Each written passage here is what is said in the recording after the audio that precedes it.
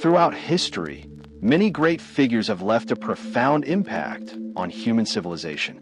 From brilliant leaders and exceptional scientists to visionary thinkers, they have helped shape the world as we know it today.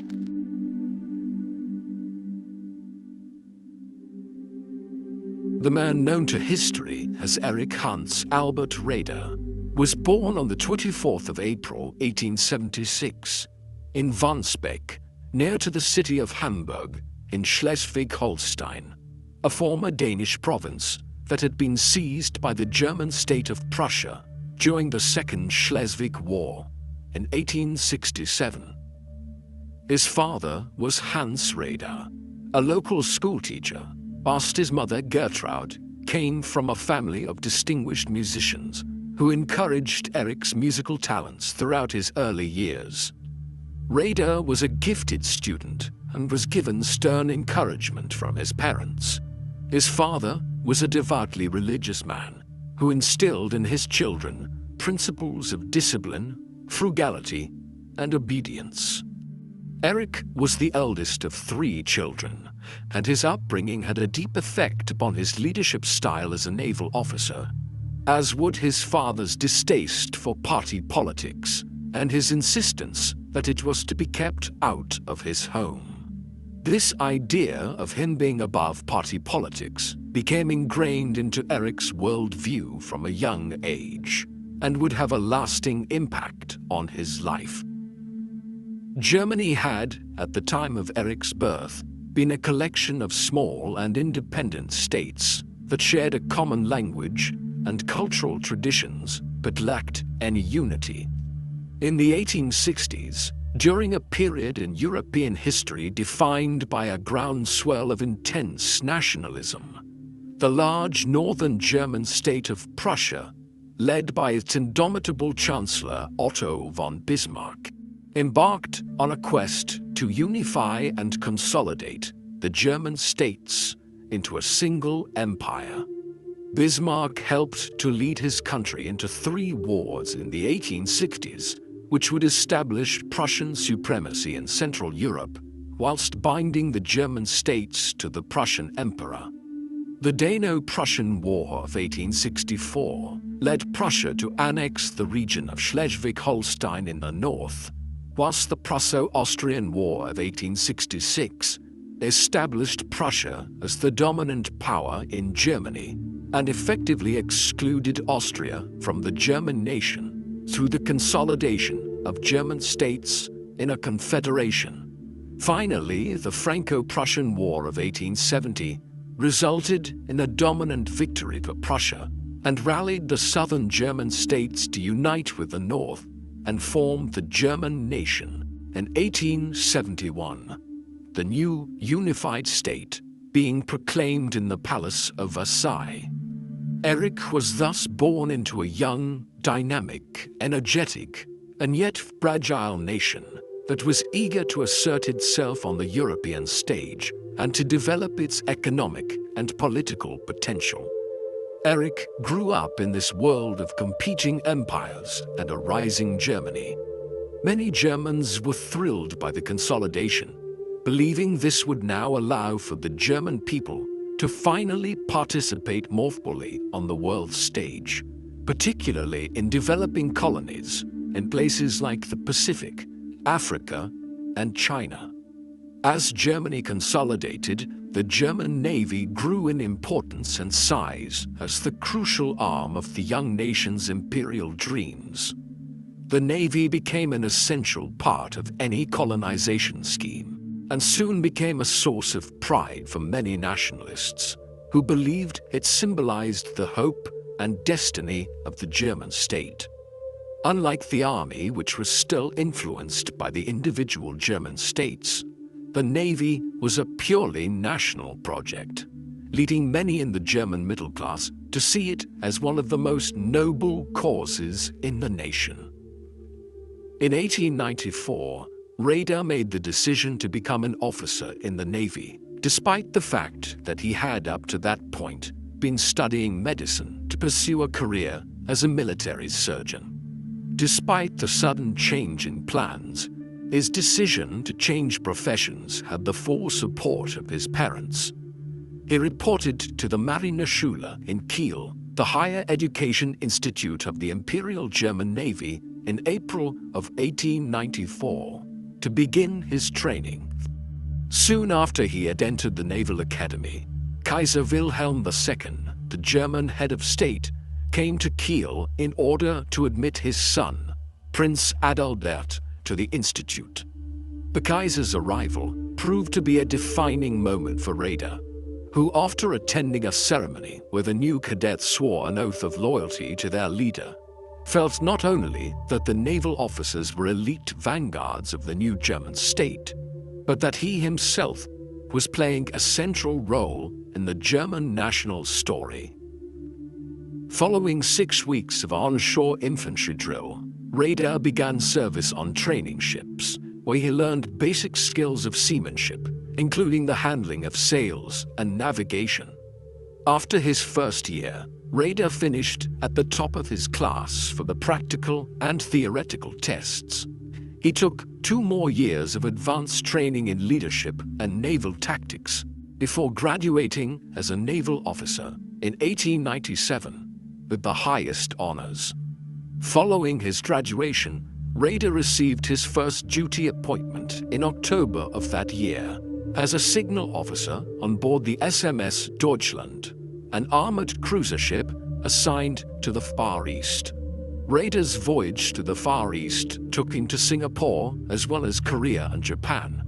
But more important than his visit to new exotic locations was his observations on what seemed to him and many German officers and officials to be a concerted effort by British and American leaders to curtail the German Empire's efforts to become an international colonial power backed by a strong navy.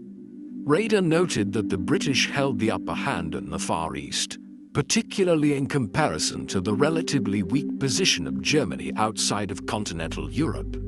He also observed American hostilities towards the growing German power, a new attitude coming from the United States. After his return to Germany in 1899, Raeder was promoted and transferred to Lieutenant Zersee. In late 1901, he was appointed as watch officer on the battleship Kaiser Wilhelm der Große, which was the flagship of Prince Heinrich, the commander of the 1st Battleship Squadron. Such an illustrious posting was considered a step towards the highest ranks of the German naval command. Raeder was operating throughout this time in a navy dominated by Grand Admiral Alfred von Tirpitz, Secretary of State for the Imperial Naval Office from 1897 until 1916. Tirpitz believed in the expansion of German naval strength so as to compete with the Royal Navy and ultimately to be a conveyor of German power on the international stage. The Kaiser put great faith in Tirpitz and helped him to pass numerous bills aimed at promoting the expansion of German shipbuilding in the late 19th and early 20th century. As Germany rapidly expanded its navy, other global powers, particularly Great Britain, the preeminent global naval power at the time, grew increasingly alarmed. German leaders and officers such as Raeder were well aware of this and were unconcerned. It was a small price to pay for global influence. Raeder was one of many German naval officers who would be greatly impacted by Tirpitz and his belief that the power of a nation's fleet was inseparable from its overall influence on the world stage and required the focus and energies of a modern state to maintain an advanced fleet. At the heart of Tirpitz's plan was to target the British Royal Navy as a part of Germany's naval expansion, and he undertook to close the gap in the number of ships between the British and German fleets. Tirpitz thought it vital to German ambitions that their fleet be able to pose a substantial enough threat to the Royal Navy that the British would not risk taking it on in battle.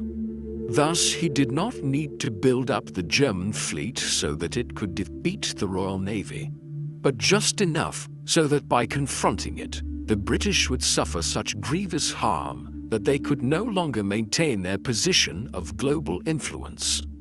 This risk theory was conceived to give the Germans the space they needed to pursue their global ambitions without British interference, resembling a naval form of mutually assured destruction.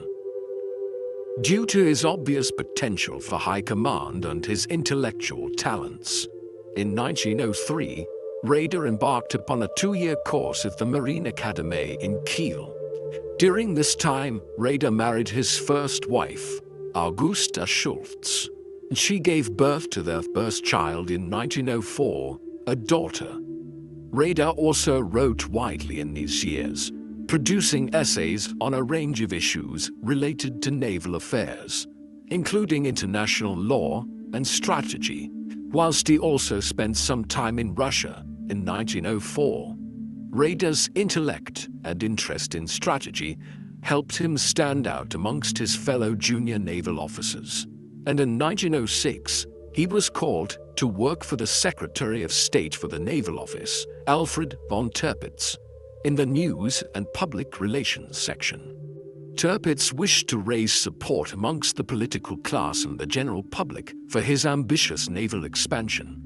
Raeder's position at the Naval News Bureau brought him into close working contact with Tirpitz, and he was able to observe the way in which the admiral handled relations with the Reichstag, the German parliament, and observed how the Navy was positioned as an institution upholding national unity. He worked with Tirpitz to help lobby the Reichstag to pass another Navy law in 1906, further escalating the Anglo-German arms race. Following his 3-year service in Berlin, Raeder returned to the sea and was appointed as naval officer on board the Kaiser's personal yacht, the SMS Hohenzollern. This position put Erich in direct contact with the head of state, and indeed, Raeder would always hold admiration for the emperor and remained in some form of contact with him until Wilhelm's death in 1940.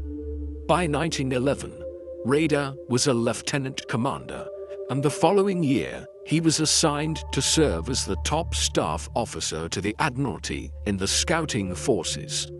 He was thus in a key position to observe the naval operations in the last years before the outbreak of war on the continent.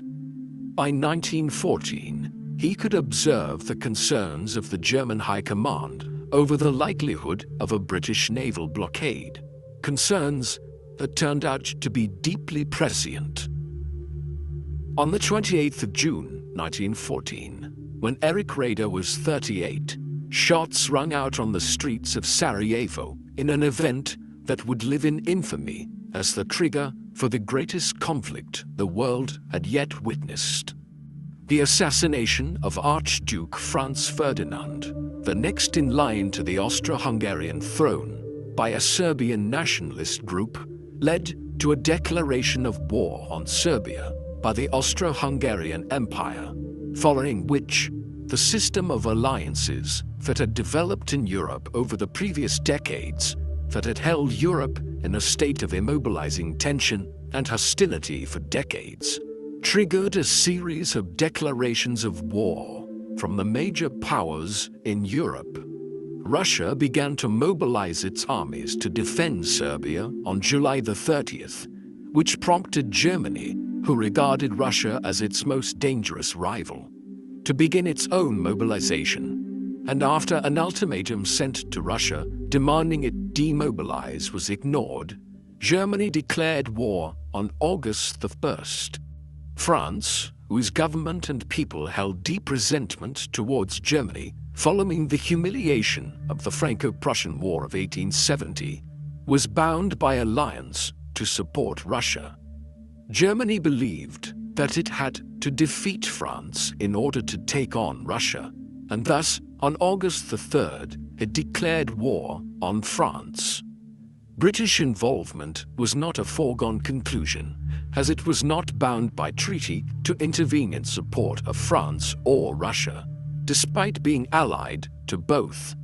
However, Russia and France put great pressure on Britain to intervene, and the British were themselves concerned that a potential German victory would grant the Germans domination of the continent.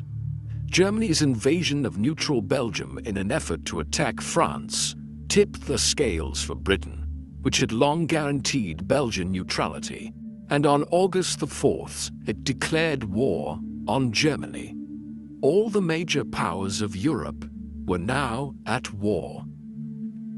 In August of 1914, the commander of the German naval scouting forces, whose role was to carry out reconnaissance for the battle fleet, was Admiral Franz von Hipper, and his first staff officer and chief advisor was Erich Raeder.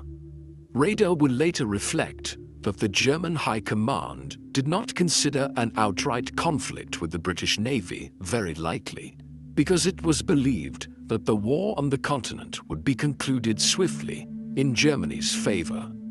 Tirpitz's naval plans were not designed to win a war in 1914.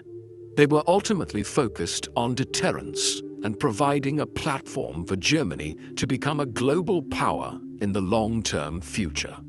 For the war at hand, it was the land army upon whom the war effort was primarily focused, and who were expected to attain Germany's aims. Raeder's first major contribution to the war was his involvement in the bombardment of the British coastal town of Great Yarmouth in Norfolk. He helped to plan the operation with Hipper, though they considered the operation a failure, and Raeder bemoaned the lack of action on behalf of the German High Seas Fleet, which German military leaders were reluctant to bring into action and risk battle with the main British fleet. Raeder experienced his first battle on the 24th of January 1915, when a German squadron composed of battle cruisers, in an attempt to attack British fishing vessels, were intercepted by the British Grand Fleet, and the Germans were forced to make a fighting retreat. The Battle of Dogger Bank saw the Germans lose a battlecruiser, the Blucher. Yet Raeder, who himself had displayed courage under fire, praised the performance of the scouting forces in their first major engagement. German naval strategy, as the war progressed, became ever more focused upon fighting a war of attrition with small, mobile forces, particularly U-boats, targeting enemy shipping. Thus, the bulk of the Navy remained close to home in German waters. Things changed with the appointment of Admiral von Scheer to overall command in January 1916. Scheer began to lay the groundwork for a potential major fleet engagement against the British, a strategy that elicited praise from Raeder. In May of 1916, Raeder played a prominent role in planning an attack on British targets in the North Sea that would lead to the greatest naval battle of the First World War, the Battle of Jutland. This battle was a cornerstone of German and British naval history, and its outcome and impact are still contested by historians. Raeder's scouting squadron of battle cruisers under von Hipper's command were to advance towards the Norwegian coast, with the main High Seas Fleet under Scheer's command following around 50 miles behind them. The British, who had intercepted previous German communications, once more intercepted German communications detailing the Germans' plan, leading to the commander of the British Grand Fleet, John Jellicoe, to order his battleships to set out from their base in the Orkney Islands to intercept the German vessels. The advanced units of both forces began to clash at around 2:30 p.m. on the 31st of May. German ships gained the initial advantage in the battle as Hipper's battle cruisers inflicted severe damage on the British vanguard. However, Scheer's High Seas Fleet then stumbled into the firing line of Jellicoe's Grand Fleet and was only able to extricate itself and avoid excessive damage due to the disciplined seamanship of the German crews and the effectiveness of the battleships themselves. It took a great charge from the German torpedoes and battle cruisers straight at the main British line to allow Scheer to escape with his main fleet. The British overestimated the danger of this torpedo advance, and Jellicoe ordered the Grand Fleet to turn away. Raeder's ship sustained heavy damage, forcing him and Hipper to transfer to a torpedo boat, where they watched the remainder of the fight, with Raeder being a vital advisor to Hipper during the engagement. Raeder spent hours after the battle working to collect information on the losses and damages sustained by both fleets. Eventually, it became clear that the German Navy could claim victory over the British, having inflicted worse losses on the enemy, and in so doing, achieving Germany's greatest naval victory in its young history.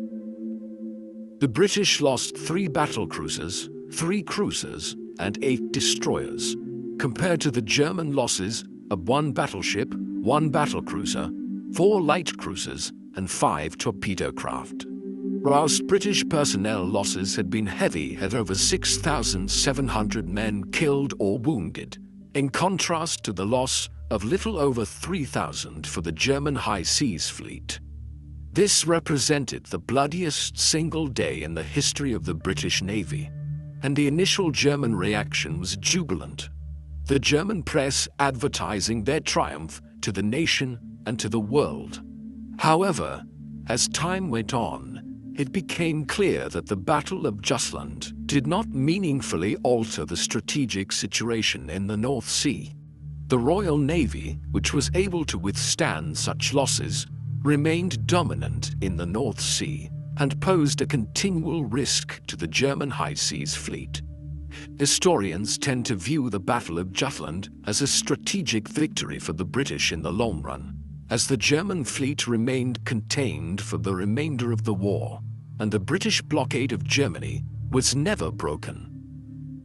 The failure of Jutland to make a dent in British naval dominance led to a turn in strategy towards unrestricted submarine warfare on the 1st of February 1917, as the Germans focused on using U-boats to attack Allied shipping lanes, and Raeder and the German fleet were forced to support this strategy.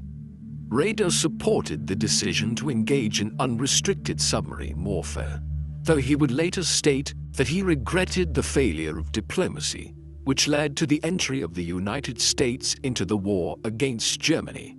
However, the mutual hostility generated between U-boat crews and the officers of the High Seas Fleet, and the conflict between those who favored a U-boat strategy and those who advocated the primacy of the battleship, grew in the final years of the war and would persist long after 1918. In the last year of the war, Raeder was promoted once again and now given his own command on board a new light cruiser.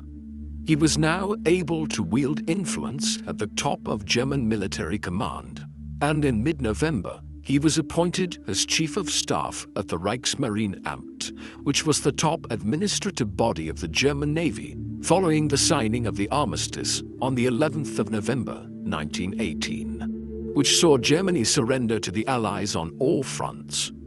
Prior to the armistice, Raeder had begun to fear what surrender could mean for the German Navy, which remained active right up to the end of the war, both building new U-boats and planning maneuvers for the High Seas Fleet.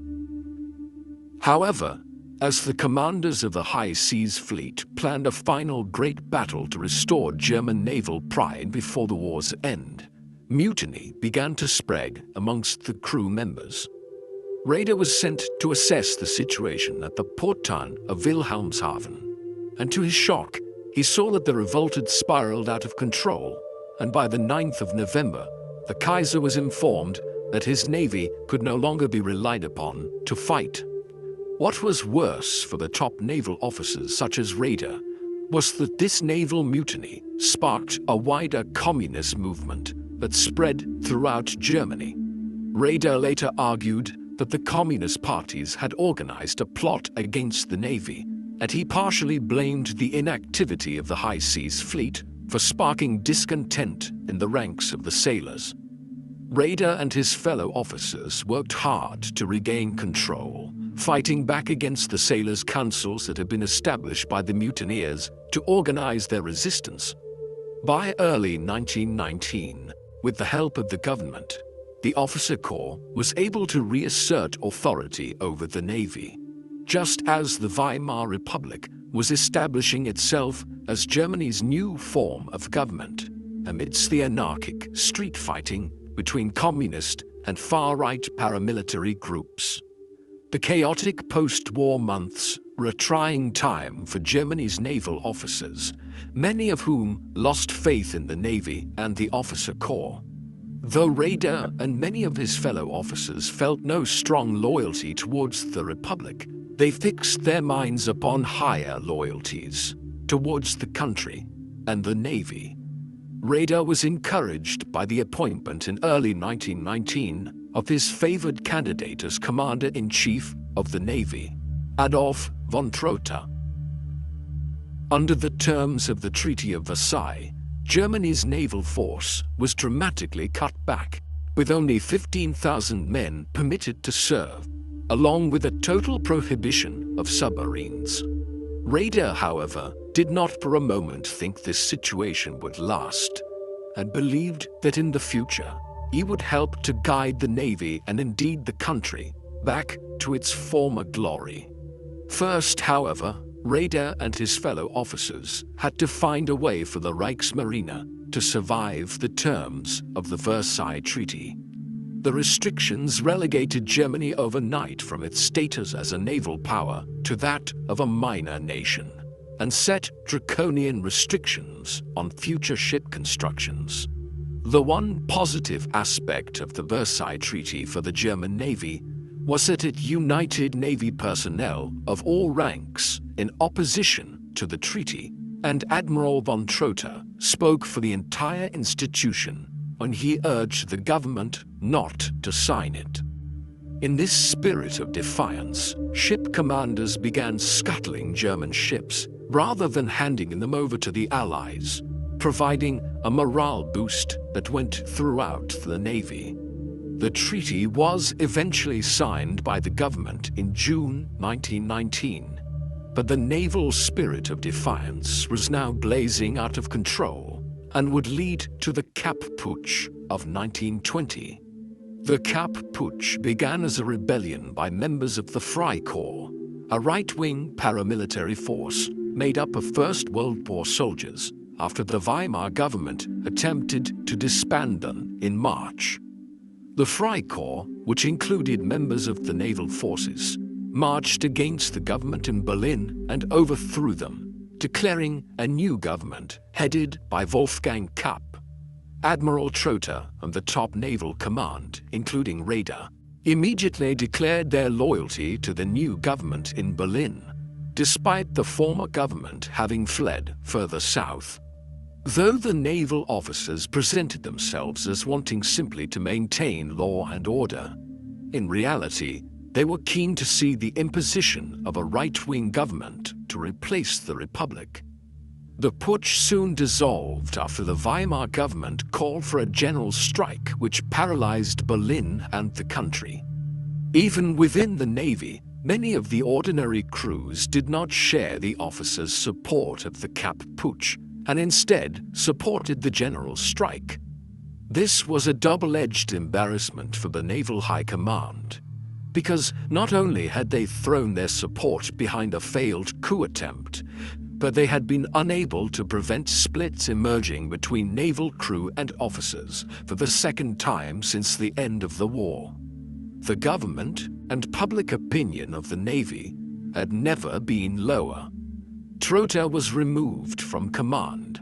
Raeder himself was investigated for his role in the affair, and though exonerated, he was pressured to take an out-of-sight role in the naval archives to help write the official naval history of the Great War.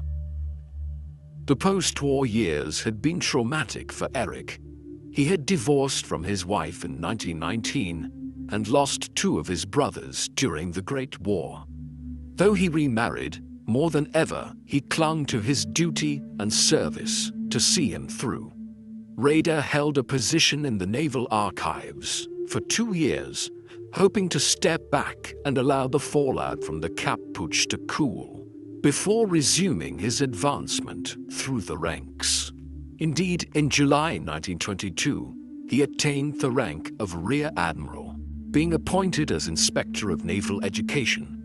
Though he kept away from any political maneuvering, Raeder hoped ultimately for a national regeneration led by a right-wing dictatorship. He believed that the nation could only be brought back to its pre-war greatness through these means.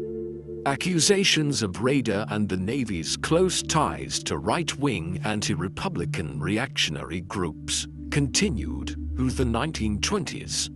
In 1928, the Navy was shook by the Lohman affair, which revealed the use of secret funds to support illicit rearmament.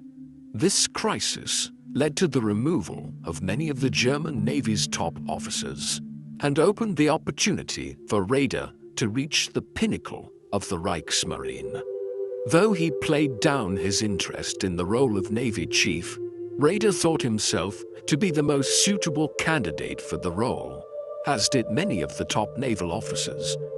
Though there was considerable resistance to his appointment by much of the press and left-wing groups who saw him as a right-wing reactionary and a threat to the Republic, nevertheless, Defense Minister Groener had faith in Raeder, and in October of 1928, at the age of 52, Raeder was promoted to the rank of Admiral and made Chief of the Naval Command of the Reichsmarine. Raeder immediately set about establishing his absolute authority over all aspects of naval administration and creating a unified system of loyalty to him and his principles. He understood that in order to achieve its aim of rearmament and regaining its lost power and prestige, the Navy had to regain popularity with the government and with the German people at large. Raeder believed the chaos in the Navy's top ranks and the inability to show unity throughout the Navy in the post-war years had been at the root of its struggles.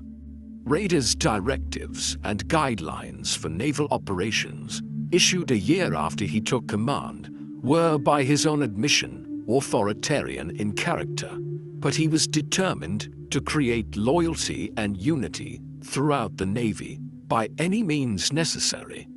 The central government, though not the Reichstag, was supportive of Raeder's ambitions to restore Germany's naval strength, and in 1928 supported the establishment of a secret budget to fund rearmament, even though this technically violated German law under the terms of the Versailles Treaty.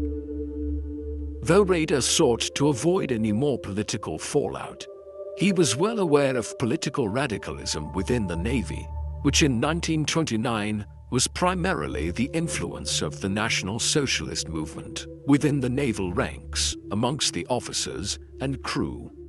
Into the early 1930s, the support for the Nazi Party grew amongst these men as the younger officers and crew were increasingly frustrated with the Republic's stance on rearmament and foreign policy. Reports from his admirals informed Raeder of this support, and they even warned of the Navy's loyalty in the event of a seizure of power by Hitler. Raeder was still personally hostile to the Weimar Republic.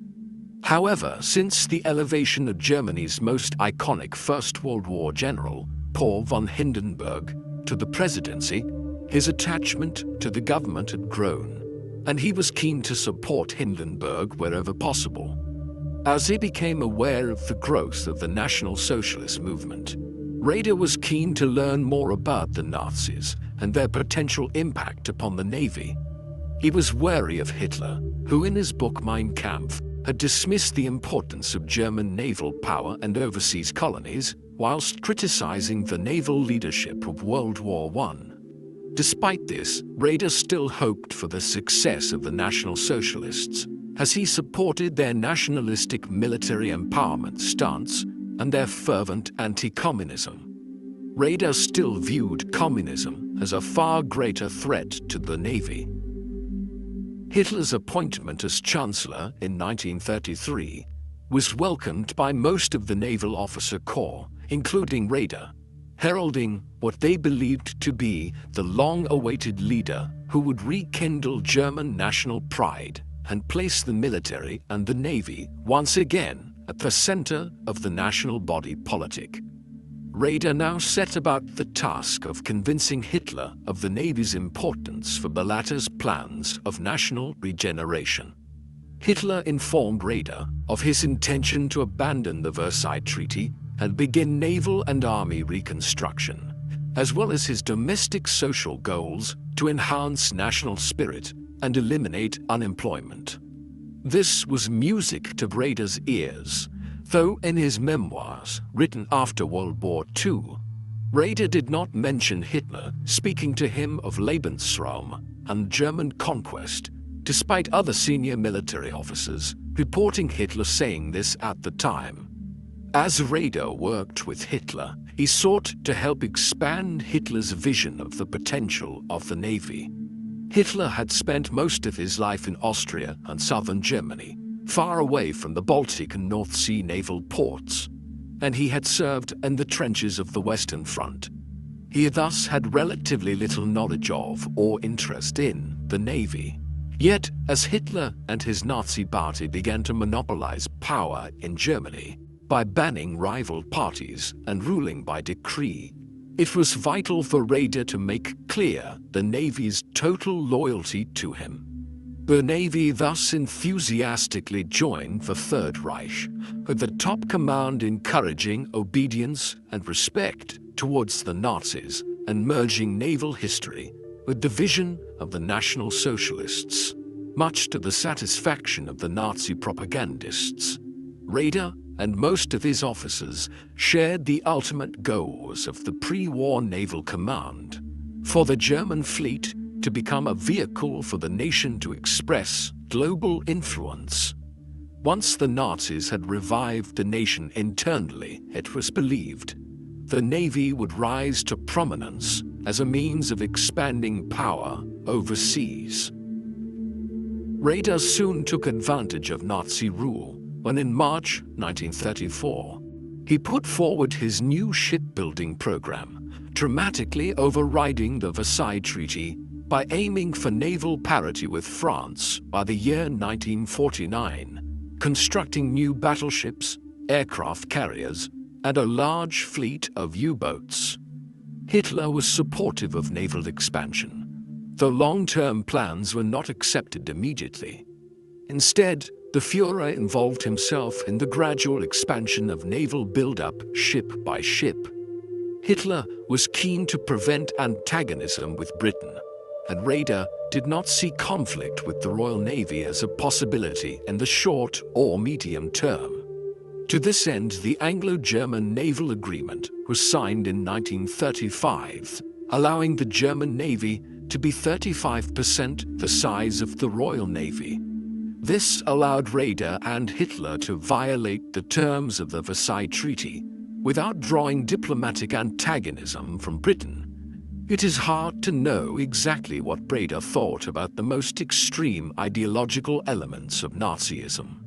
He does not seem to have been a virulent anti-Semite, although he never protested against anti-Jewish decrees, only registering complaints about how blatant shows of anti-Semitism, such as the Night of Broken Glass riots in 1938, damaged Germany's reputation abroad.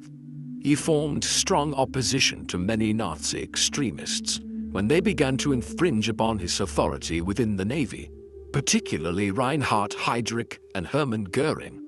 Raeder's anti-Semitism was not extreme by the standards of Nazi Germany, but he shared a level of anti-Semitism that was standard among most German conservatives. In February 1934, when an order was made to discharge any Jews serving in the Navy and armed forces, Raeder carried these out without any hint of protest, and even before this, the Navy had long maintained an unwritten policy of refusing to accept Jewish officers. Raeder was happy to go along with Nazi ideology up to a point, as long as it encompassed views that were broadly within the scope of his patriotic nationalist stance. but its attacks against the traditional church he refused to abide, and pushed back to ensure that church authority was not threatened within the Navy wherever he could. As the 1930s progressed, Hitler steadily increased his authority over the German military, becoming Supreme Commander of the Armed Forces in 1935. However, as the army's independence from the Nazi regime was eroded, the Navy retained a strong degree of autonomy. Raeder's loyalty, as well as his general avoidance of politics, allowed him to remain atop the naval command, and he saw himself as steering a course whereby he avoided total ideological commitment to the regime whilst remaining loyal to it, so as to keep the ear of the Führer to the benefit of the Navy. Raeder's total obedience to the Nazi state was certain, but his internal convictions of ideological independence did not result in any kind of meaningful resistance to Hitler.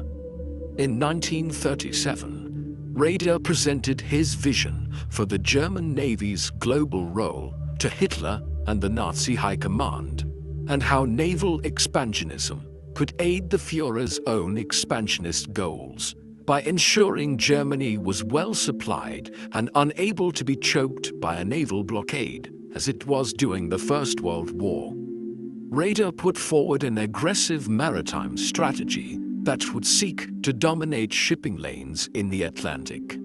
Then in November of 1937, it was Hitler's turn to lay out his foreign policy plans to his top generals.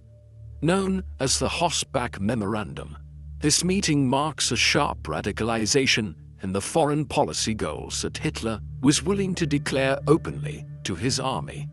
He spoke of his desire for annexation of Austria and Czechoslovakia as soon as was possible, and Germany's need for Lebensraum and his plans to attain this in Eastern Europe through military conquest.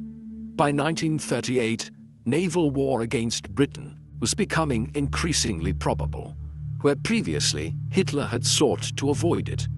As Hitler became more determined to move against Czechoslovakia, and Britain's opposition to this was made clear, Raeder and his officers began to plan around a conflict with the Royal Navy.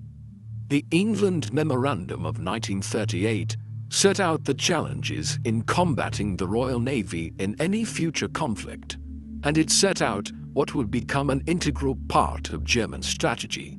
That is, the policy of focusing attacks upon commerce and waging an economic naval war. There soon develops an intensity within naval planning and construction, as it became clear that war was coming sooner than most had realized. Raeder, now in his 10th year as commander of the Navy, felt intense pressure to accelerate building as 1939 dawned and war in Europe seemed inevitable. In March 1938, Germany and Austria had unified in the Anschluss, in violation of the Versailles Treaty. And on September 30th of that year, the Munich Agreement was reached, whereby France and Britain agreed to Hitler's annexation of the Sudetenland in Czechoslovakia, in return for a promise of no further German territorial expansion. In January of 1939, therefore, Raeder put forward the Z Plan. This outlined the construction of 10 battleships, 4 aircraft carriers, 5 heavy cruisers, and other vessels in order to take on the Royal Navy, whilst also ordering around 250 U-boats to be built. Raeder targeted this to be done by 1948, but Hitler insisted on 1944. The importance of the Z Plan was that Raeder brought it forward alongside a demand that the Kriegsmarine, the Third Reich's successor to the Reichsmarine, be given priority with regards to resource allocation ahead of the Army and Air Force, in order that Hitler's targets for naval construction be met. Hitler's approval of the Z Plan, along with his prioritization of the Navy amongst the German armed forces on the 27th of January 1939, seemed a vindication of Raeder's relationship with Hitler and a triumphant moment for the Navy. The plan, however, was hopelessly ambitious and represented Raeder being drawn towards building a grand fleet rather than preparing properly for a commercial war. The Z plan also broke the terms of the Anglo-German Naval Agreement of 1935 and may have helped push Britain towards war. Changing circumstances soon saw the plan fade and the naval prioritization of resources dissipate. In the autumn of 1939, the German fleet was not complete nor ready for a global war. Hitler and the German High Command remained ultimately focused upon the continent rather than future battles on the high seas, and whilst war with Britain was not in Raeder's interests for some years, Hitler's pursuit of his goals on land forced the Navy to be dragged along with him into a war that they were not yet ready to fight. In April of 1939, Hitler made Raeder a Grand Admiral, a rank not held by any other naval commander. Weeks later, Hitler formally abrogated the Anglo-German Naval Agreement. Yet Raeder had faith that Hitler would manage international diplomacy so as not to provoke world war in the immediate future. Raeder's supreme faith in the Führer showed its first cracks when Hitler invaded Poland on the 1st of September 1939. Following the invasion 2 days later, Britain and France declared war on Germany. Raeder recorded his reaction, stating that, "Today the war against England and France broke out, which the Führer had previously assured us we would not have to confront until 1944, and which he believed he could avoid up to the last minute." Raeder stated that his naval forces were in no way ready for the conflict with the Royal Navy, and that in spite of a well-organized fleet of U-boats, they were still too weak to exert a decisive influence on the war. Nevertheless, Raeder resolved not to allow the Navy to be the mostly passive observer that it had been in the First World War. The start of the war shifted Hitler's priorities towards the land war on the continent and towards the Soviet Union, with the Navy never again receiving priority in terms of resource allocation. Raeder wanted more attention focused towards the global war at sea against Britain, whose Royal Navy had proved a decisive factor in the last World War. Along with Karl Dönitz, commander of the Navy's U-boat squadrons and mastermind of Germany's attacks on Allied shipping in the Atlantic, Raeder pressed Hitler to expand U-boat production. The production never reached the levels that were required. Raeder was encouraged by the early success of German ships in attacking British vessels, with many Royal Navy ships sunk in the opening weeks by Germany's sudden attacks on the shipping routes. Raeder sought to build on this with a campaign to lay mines along the east coast of Britain, which succeeded in causing damage to a number of British ships. As the German army geared up to strike west after the successful invasion of Poland in late 1939, Raeder saw an opportunity for the Navy to make a major contribution to the war effort. The reputation of the Navy had been dinted in the eyes of the Führer during the Battle of the River Plate off the coast of South America. The Graf Spee, a damaged German ship facing a British force, was scuttled by its captain, thus saving the lives of his men, rather than fighting to the death. Hitler firmly believed that German forces everywhere had to fight to the last man, and was furious upon hearing of the scuttling. Raeder emphasized to his men that they must fight to the death rather than surrender, and he now looked to redeem the Navy in the eyes of Hitler.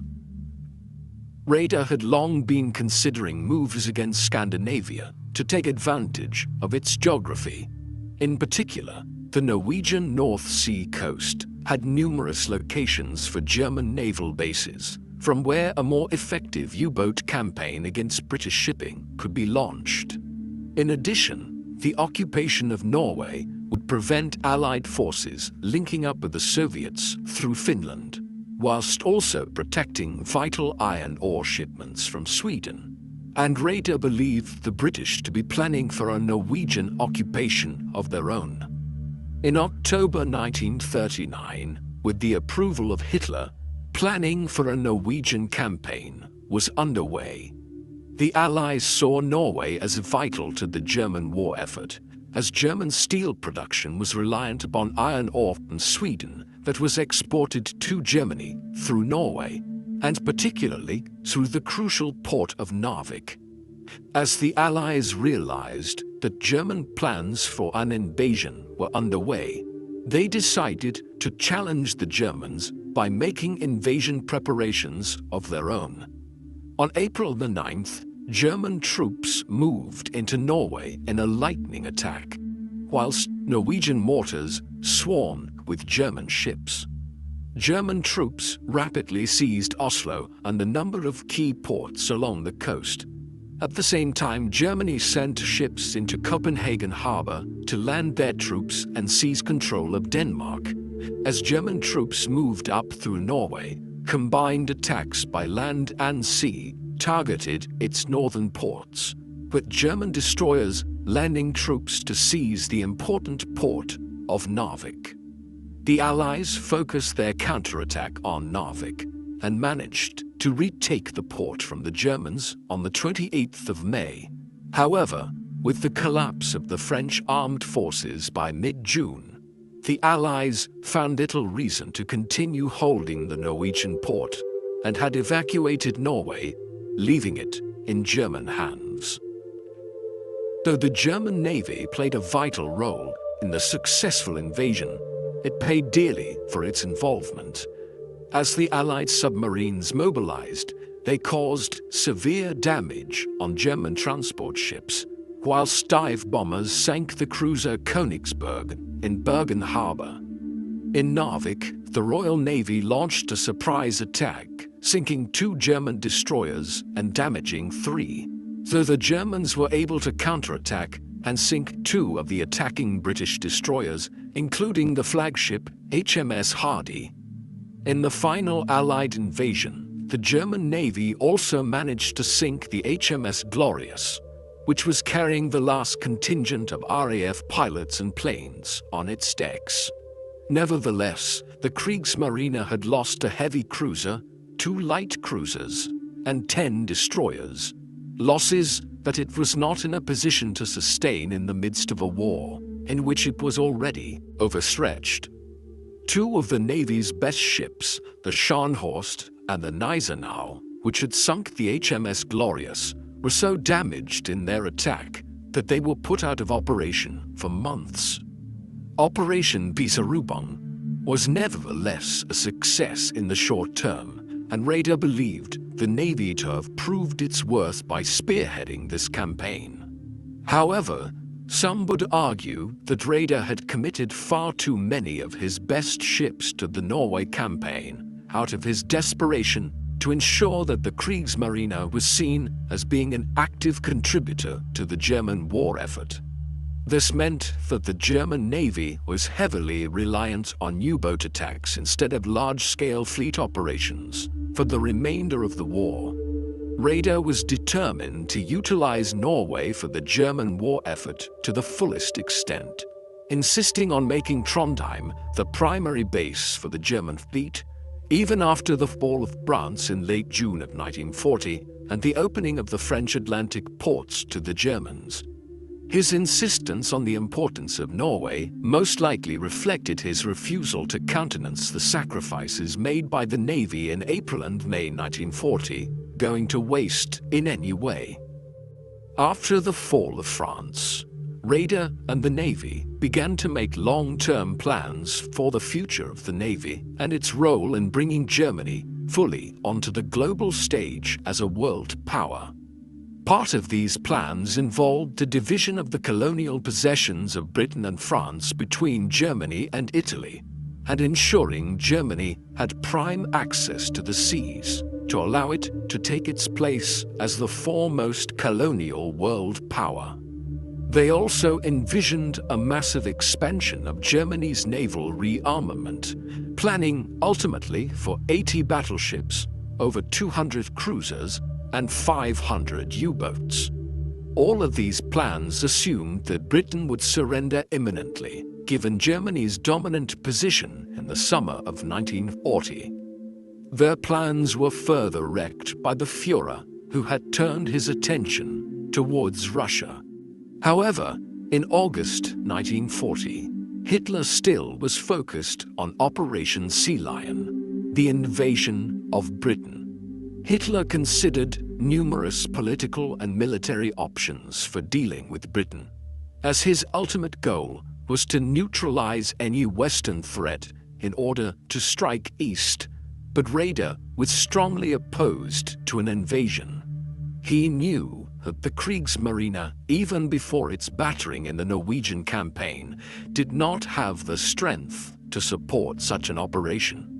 Raeder convinced Hitler that an invasion could only take place under particular conditions, namely once German air superiority was established over the English Channel. Raeder was nevertheless ordered to begin planning for an invasion, and immediately he clashed with Hitler and the army generals over details such as the landing location and the date of any attack. Raeder proposed a later date in May of 1941, whilst Hitler was pressing for an invasion to occur in the autumn of 1940.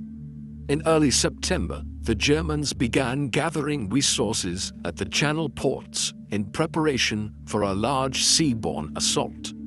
However, it soon became clear that the Luftwaffe was not winning the aerial battle, and its decision to bomb civilian targets was not having the desired effect upon British morale. In October, Raeder pressed for Sea Lion's suspension, as neither German air nor naval superiority in the English Channel appeared likely in the foreseeable future. Hitler agreed, yet he ordered the Navy to remain prepared for an invasion. Early 1941 saw the Kriegsmarine begin to see greater success due to Germany's new Atlantic bases on the French coast.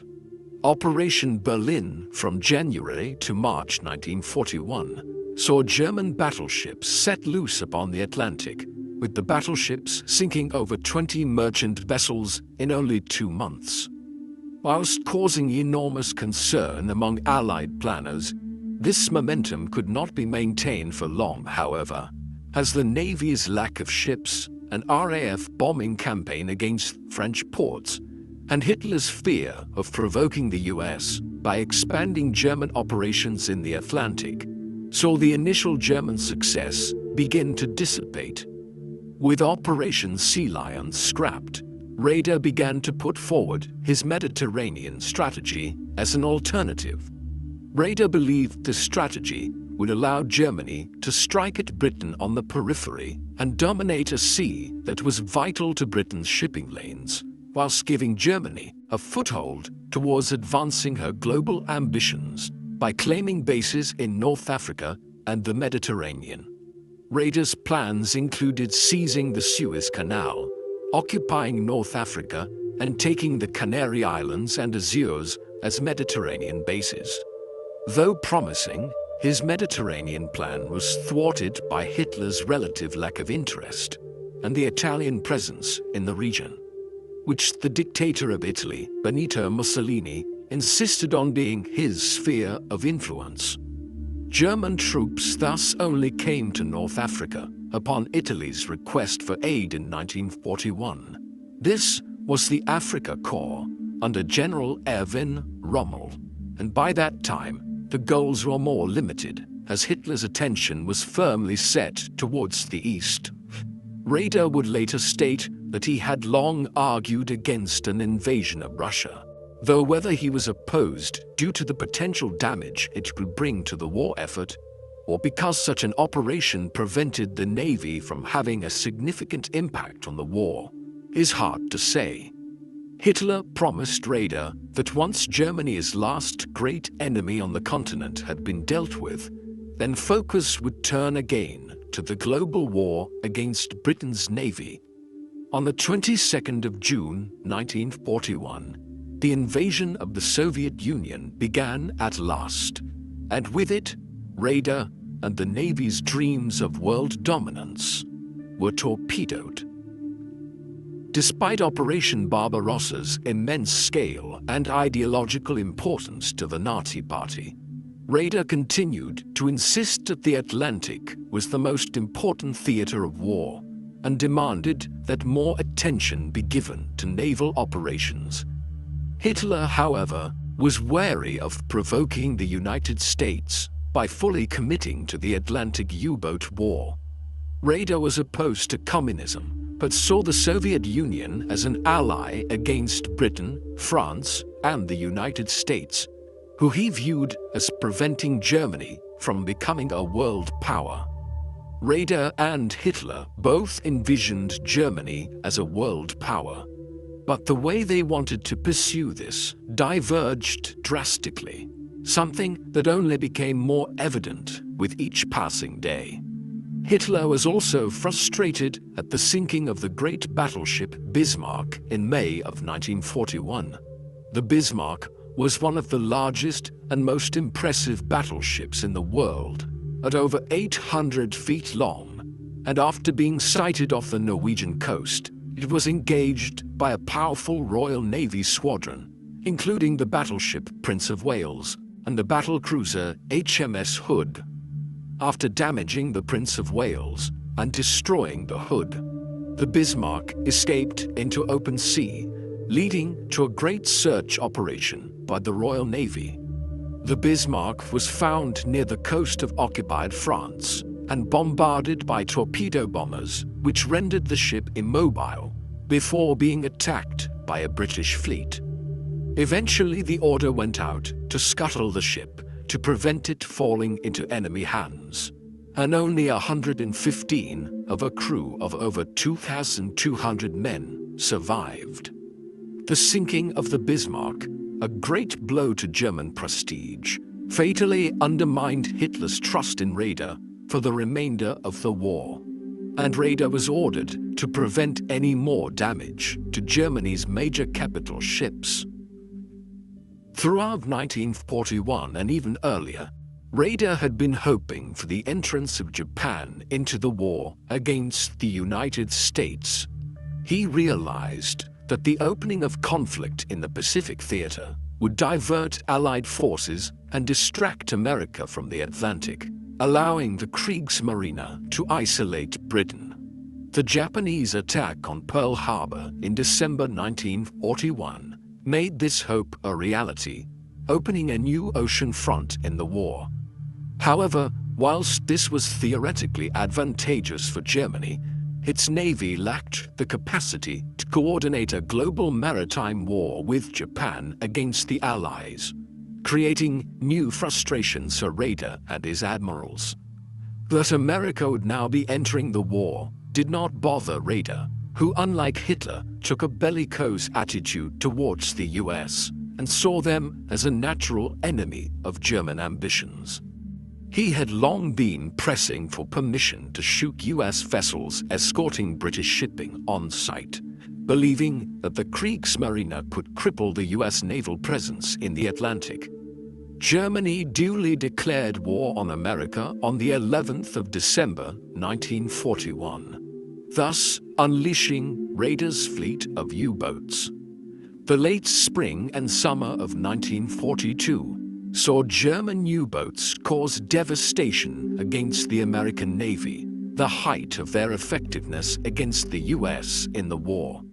The U-boat successes heightened the prestige of the Navy and the German High Command, although much of the plaudits went to Admiral Dönitz, commander of the U-boat fleet, who was a critic of radar for his devotion to old-fashioned battleship warfare. Relations between Dönitz and radar suffered as the war went on, with the former resentful of radar for not prioritizing U-boat construction before the war, and radar incensed by Dönitz's contempt for the naval officer establishment. Despite the contempt the men had for each other, new events in the Mediterranean gave radar hope at last of a great strategic victory for the Kriegsmarine, though it was to be his final attempt to seize the initiative of the German war effort.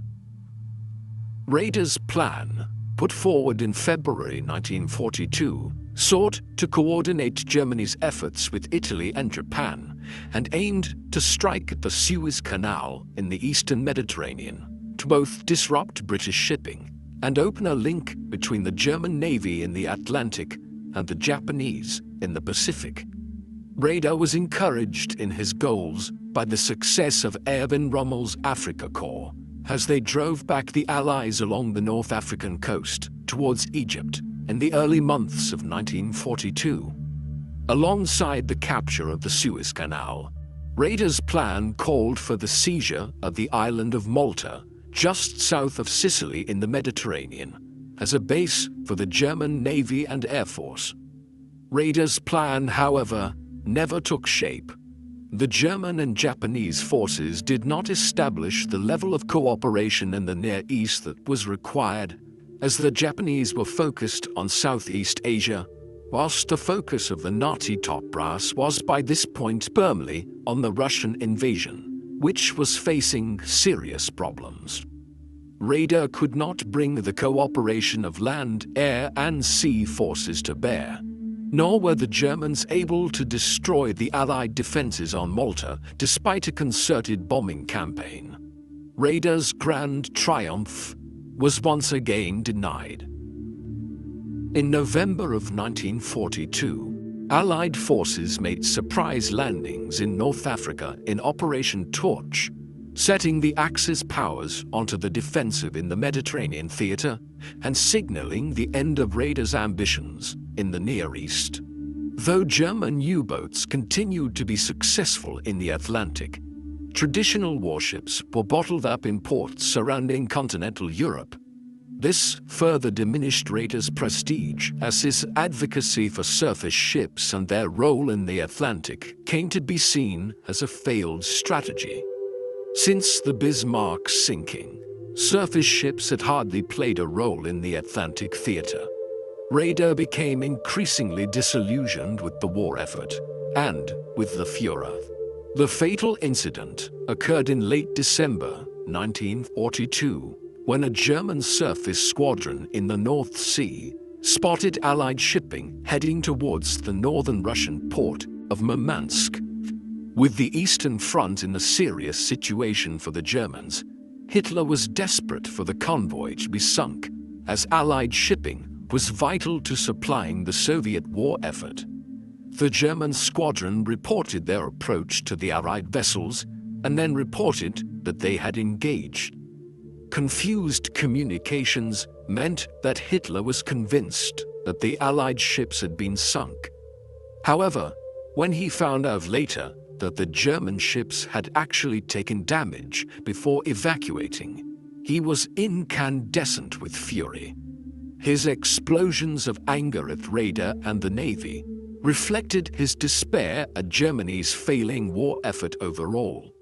But instead of aiding the cause, it instead damaged Hitler's relationship with the Grand Admiral beyond repair, as Hitler had attacked not just Raeder, but the honor and spirit of the Navy itself. Raeder was not suited to the world of cutthroat political intrigue that now surrounded Hitler, and as he refused to spend his time lingering in the Führer's inner circle, he became more isolated from the center of decision-making. Raeder clashed with many of those closest to Hitler, such as Hermann Göring and Joseph Goebbels. Admiral Karl Dönitz, an ideologically committed Nazi, was far more popular than Raeder with Hitler's inner circle. And as an increasing rift developed between Raeder and Dönitz over U-boat policy, the latter came to be seen more and more as the leading figure in the Navy, and Dönitz himself became more contemptuous of Raeder's authority. Dönitz was known to ridicule Raeder's obsession with battleships, which he labeled as dinosaurs. In January 1943, just weeks after Hitler's furious criticism of him following the failure to intercept the Murmansk shipping convoy. Raeder met with Hitler and asked to be relieved of his duties at the end of the month, an offer Hitler readily accepted. In his last memorandum, Raeder bemoaned the sudden outbreak of war, which had prevented the Navy from building the fleet that he had envisioned. He also praised the spirit of the Navy in taking the war to the Allies despite being greatly outnumbered. Raeder's pleas to recognize the importance of the fleet was to no avail. Shortly after he departed, Hitler and Dönitz decommissioned the Navy's large surface ships to focus upon U-boats, tanks for the Eastern Front, and Western coastal defenses. Germany was now well and truly on the defensive, and Raeder's ambitions, held by the old naval establishments since German unification, for a grand surface fleet to dominate the globe, were finished. Raeder made no attempt to denounce Hitler or the Nazi regime. Far from it. Upon his stepping down from command, he urged the Navy to retain the utmost loyalty to Hitler and to the National Socialist state. In his retirement, Raeder stayed out of the war for its remainder, though he visited Hitler shortly after the assassination attempt against him on the 20th of July 1944 to assure him of his personal loyalty. As Soviet troops approached Berlin, Raeder would not countenance fleeing the city and remained to see the unconditional German surrender on the 7th of May, 1945. Raeder was placed under house arrest by the Soviet military and was then sent to Moscow as a prisoner of war, though he was well treated. When he learned that he was to be tried as a war criminal by the Western powers, Raeder was shocked and contemplated serving for the Soviet Union as an alternative. Raeder nevertheless appeared at the Nuremberg trials, where an international military tribunal was held to prosecute Nazi leaders for their crimes against humanity and international peace. Officers from the US and Royal Navy urged against prosecuting Raeder and Dönitz, but these objections were overridden by the prosecution. Raeder's trial lasted for 6 days, from the 15th to the 21st of May, 1946. The tribunal did not allow the presentation of any evidence regarding the actions of the Allied powers, which Raeder found particularly galling. During the trial, he had to defend his actions in building up the Navy in violation of the Treaty of Versailles, which he insisted was built up for defensive rather than offensive purposes, and his support of Hitler.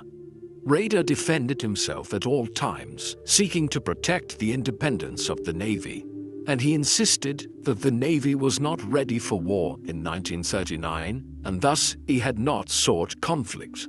Raeder stated that he had no knowledge of the Holocaust, and that if he had, he would have moved to intervene.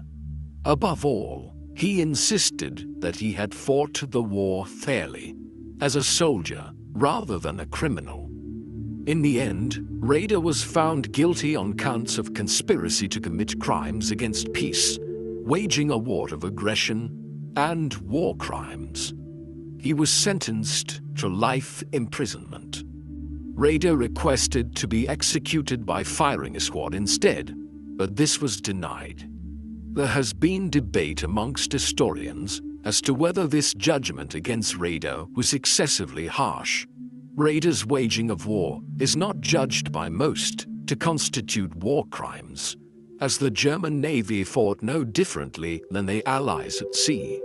However, Raeder's tenacious support of the Nazi regime once they were in power cannot be denied. And even if he was not involved in the most hideous aspects of the regime, support from top military men like him enabled the Nazis to take hold of the German state apparatus and inflict horrors against humanity. Raeder, now 70 years of age, was imprisoned at Spandau on the outskirts of Berlin. Previously used to intern opponents of the Nazi regime, It now housed Raeder, along with 6 other high-profile Nazi leaders who were found guilty in the Nuremberg trials. These included Karl Dönitz, Albert Speer, and Rudolf Hess. Raeder was released after 10 years in prison, at a similar time to Karl Dönitz, and upon their release, they made a public display of solidarity. His release had long been campaigned for by his family and by his naval colleagues. He spent the final years of his life working on his memoirs, which he published in 2 volumes in 1956 and 1957, under the title Mein Leben, My Life. The focus of this work was on portraying a sympathetic and positive picture of the Navy and Raeder's role within it. He also involved himself in supporting the Bundesmarine, the new West German Navy, encouraging officers of the Kriegsmarine to join the new force. Though he attempted to stay out of public attention, he was a controversial figure in national politics when his legacy was invoked by the new naval leadership, and his attendance at some naval events also stirred controversy over the past. Eventually, Raeder succumbed to old age and passed away on the 6th of November, 1960, in Kiel, just over a year after the death of his wife. As a mark of their reconciliation, Raeder asked Karl Dönitz to deliver the eulogy at his funeral. At his funeral, Raeder was lamented as the father of the modern German Navy, and as a man who had kept the Navy unified and strong, whilst demonstrating humanity and morality to his subordinates at all times. Meanwhile, Raeder's passing sparked a debate in German politics and the media as to whether the man convicted at the Nuremberg trials could be remembered as anything other than a criminal. These varied reactions to his passing were perhaps apt for a man whose legacy will always be clouded in controversy. Erich Raeder was an intelligent, disciplined, and driven man whose formidable leadership qualities enabled him to rise to the top of the German Navy and dominate it for well over a decade, steering it through some of the most turbulent and chaotic periods of Germany's history. He was a man committed to fundamental principles, and he put his service towards what he saw as the interests of the Navy and the country before all else. He never abandoned his commitment towards the Navy and towards his country, serving them as best he could, even when it would have been easier for him to abandon them. Nevertheless, whilst one cannot fault Raeder for the level of his commitment to his core principles, one can very easily argue that his commitment blinded him to what the true interests of his country and the Navy were, and that they rendered him blind in the face of an evil that was increasingly recognized by others. In his belief that Hitler would revitalize the Navy and the country, Raeder pledged total loyalty to him, and these soldierly instincts persisted even as the Nazi regime drove the Navy and the country to destruction. Other army officers like Stauffenberg and Rommel eventually turned against Hitler, whilst Raeder stayed totally loyal to the very end. And though he was a Navy man before he was a Nazi, he still wore the golden Nazi Party badge on his uniform with pride until the end of the war. Those with total ideological commitment to the Nazi project were a fringe minority, but it was respected and capable men like Raeder from within the establishment whose embrace of the Nazis helped them to establish their grip on the German state and armed forces. For this, history will always judge him harshly. What do you think of Erich Raeder? Was he a war criminal who was as guilty as his fellow Nazis? Or was he simply a loyal sailor who avoided controversy and supported his nation's government no matter what?